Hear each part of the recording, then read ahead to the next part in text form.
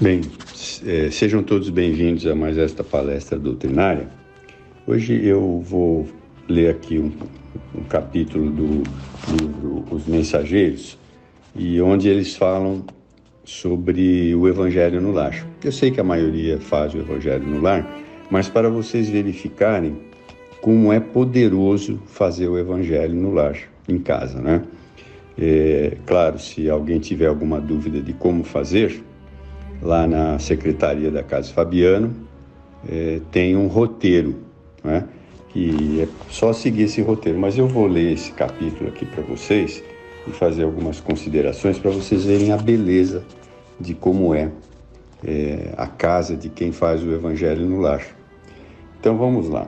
Olha, então o André Luiz e o mentor, mais o Vicente, eles foram fazer um socorro na terra, né? Eles estavam lá no nosso lar, vieram fazer um socorro e eles pararam numa casa onde é feito o Evangelho com regularidade e onde as pessoas são espíritas convictos. Eu vou lendo aqui, vocês vão ver a beleza da coisa. Olha, aquela residência de aspecto tão humilde que alcançávamos agora proporcionava-me cariciosa impressão de conforto. Estava lindamente iluminada por clarões espirituais que recordavam precisamente nossa cidade tão distante, né, que era o nosso lar. Fundamente surpreendido, reparei que o nosso orientador se detivera.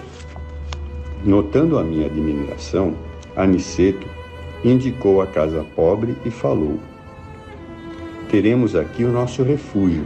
É uma oficina que representa o nosso lar. Profundo assombro empolgou-me o íntimo, mas não tive ensejo para indagações. Precisava seguir o instrutor que tomara a direção da pequena casa, né? Então, vejam, onde é feito o Evangelho, torna-se um refúgio para os espíritos que vêm do plano espiritual fazer determinados trabalhos na terra. Aproximamo-nos do jardim que rodeava a construção, muito simples. Estupefado, observei numerosos companheiros espirituais assomavam à janela, saudando-nos alegremente. Que significava tudo aquilo? De outras vezes visitara minha cidade e meu antigo lar, mas nunca vira tal coisa. Aniceto compreendeu uma perplexidade e explicou: os irmãos que nos saúdam são trabalhadores espirituais que se abrigam nesta tenda de amor. Um cavalheiro muito simpático nos abriu a porta acolhedor. Este pormenor foi outra nota imprevista. Tal não sucedia quando voltava à minha velha casa terrena. As portas cerradas não me ofereciam obstáculos. Ali, porém, vigorava um sistema vibratório de vigilância que eu não conhecia até então. Então, nós podemos entender que nas casas onde é feito o Evangelho, no lar, existe uma proteção magnética, né? Não permitindo que qualquer espírito adentre ao local. Nosso instrutor envolveu o anfitrião num abraço amistoso, apresentando-nos em seguida. Aqui, meu caro Isidoro, disse a indicar-nos, carinhoso, são os nossos amigos Vicente e André, novos companheiros de serviço em nosso lar. Muito bem, exclamou Isidoro, abraçando-nos. E acrescentou: a casa pertence a todos os companheiros fiéis do serviço cristão. Era a primeira vez que eu via uma entidade espiritual com tão segura chefia de uma casa terrestre. Penetramos o ambiente doméstico. Altamente surpreendido, reparei o interior. Paisagem material mostrava alguns móveis singelos, velhos quadros, a óleo nas paredes alvas, velha máquina de costura, movimentada por uma jovem aparentando 16 anos, um rapazote de 12 anos presumíveis, atento a cadernetas de exercício escolar. 3 crianças de 9, 7 e 5 anos aproximadamente. e, como figura central do grupo doméstico, uma senhora de 40 anos, mais ou menos, tricotando uma blusa. Notei, porém, que a fronte, do tórax, do olhar e das mãos dessa senhora, irradiava-se luz incessante, que não me permitia sofrear minhas expressões admirativas. Aqui temos a nossa irmã Isabel. Para os olhos humanos, ela é a viúva de Isidoro, mas para nós é uma servidora fiel nas atividades da fé.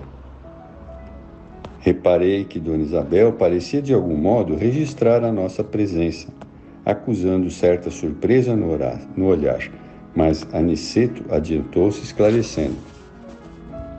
Nossa amiga é senhora de grande evidência psíquica, mas os benfeitores que nos orientam os esforços recomendam não se lhe permita a visão total do que se passa em torno das suas faculdades mediúnicas. O conhecimento exato da paisagem espiritual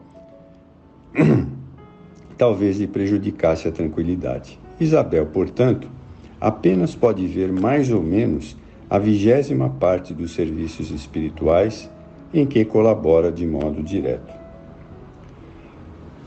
A claridade espiritual, reinante todavia, era de maravilhoso efeito. Muita gente esclarecida e generosa, do plano invisível aos humanos, aí se reunia.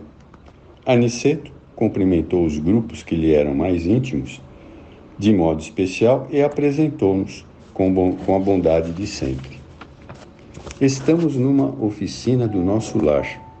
Isidoro e Isabel edificaram-na num ato de heroísmo e fé, tendo saído de nossa cidade para esta tarefa. Nossa cidade, repito, é o nosso lar.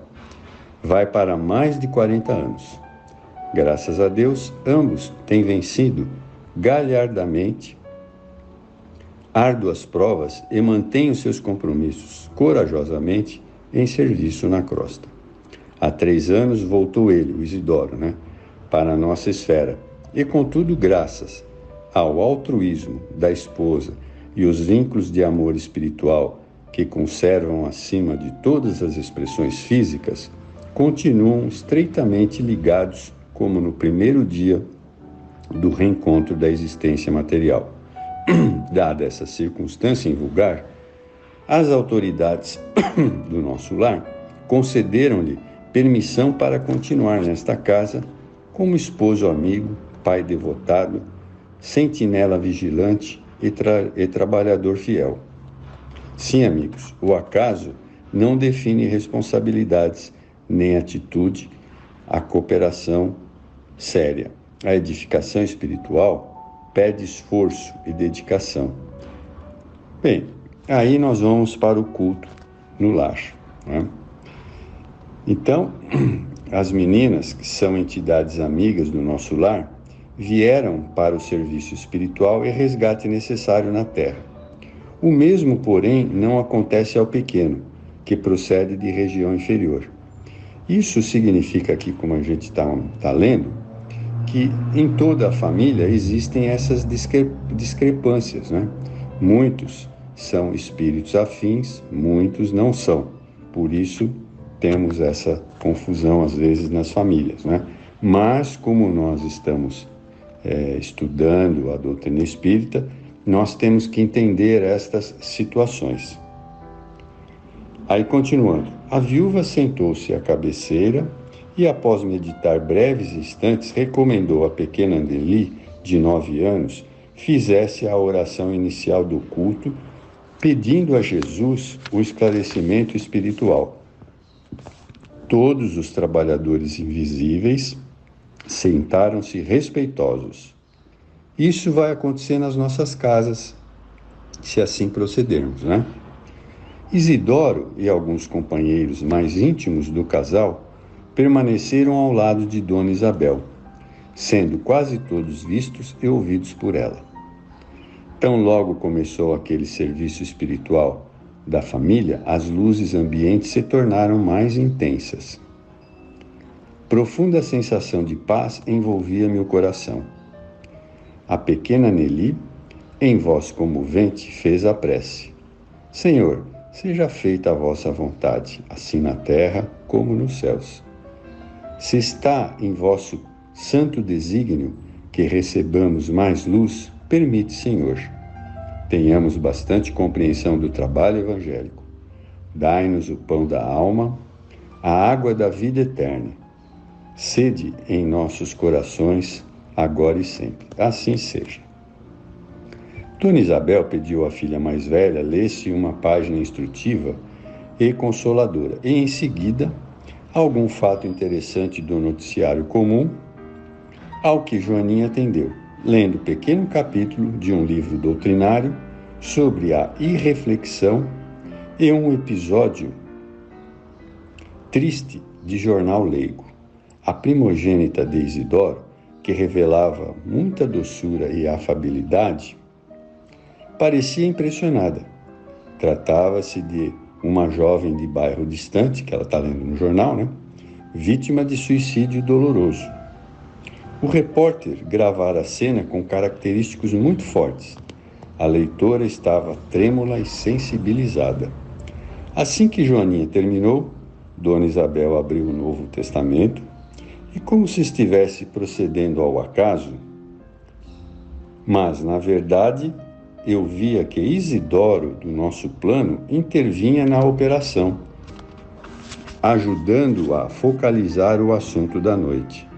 A exigir, fixou o olhar na página pequenina e falou: a mensagem versículo de hoje, meus filhos, está no capítulo 13 do Evangelho de São Mateus.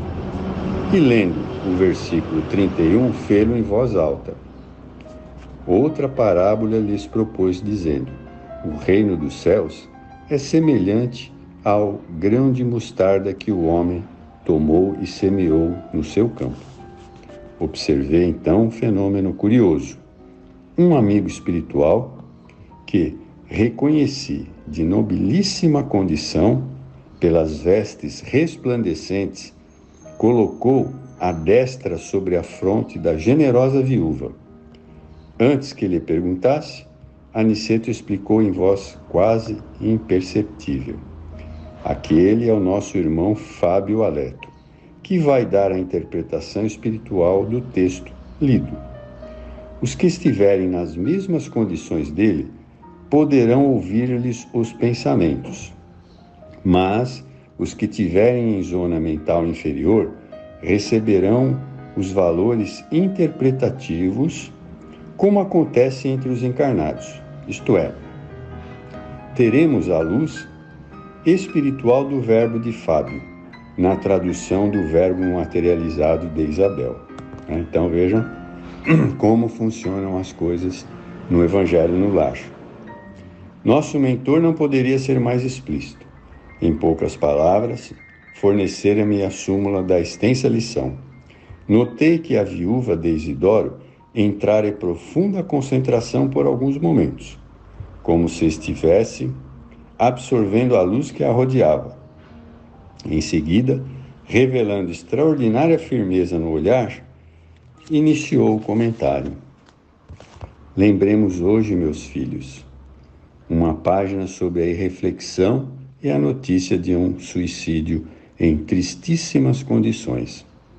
Afirma o jornal que a jovem se suicida matou por amor. Entretanto, pelo que vimos aprendendo, estamos certos de que ninguém comete erros por amar verdadeiramente. Os que amam de fato são cultivadores da vida e nunca espalham a morte. A pobrezinha estava doente, perturbada e refletida. Entregou-se à paixão que confunde o raciocínio e rebaixa o sentimento. E nós sabemos que a paixão do sofrimento ou a morte não é longa a distância. Lembremos, todavia, essa amiga desconhecida com um pensamento de simpatia fraternal. Que Jesus a proteja nos caminhos novos. Não estamos examinando o ato que o Senhor compete julgar, mas um fato de cuja expressão devemos extrair o ensinamento justo, né? E aí foi o resto da mensagem evangélica durante o resto da noite, né? Mas eu quis trazer esse texto para vocês, para que vocês pudessem entender o que acontece no Evangelho do Lar nas nossas casas, né?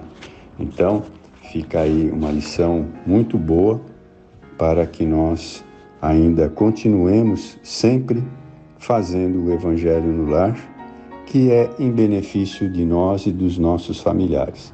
Colocar a água para fluidificar, pedir por aqueles que necessitam, pelos nossos familiares e pela humanidade em geral.